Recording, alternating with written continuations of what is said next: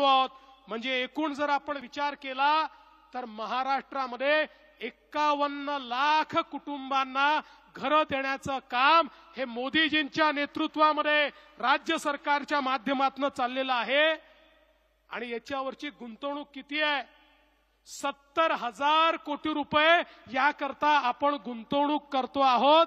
आणि सोलार जर त्याच्यामध्ये ऍड केला तर हळूहळू 1 लाख कोटी रुपये आपण केवळ आमच्या सामान्य माणसाला घरं देण्याकरता या ठिकाणी वापरणार आहोत.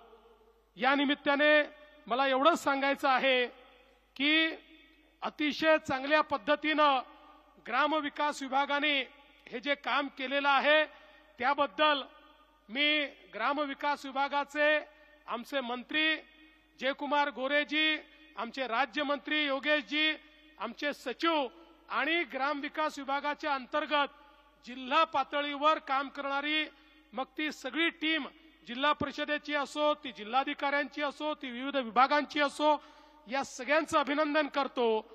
पण तुमचं काम आता चालू झालेलं आहे, संपलेलं नाहीये.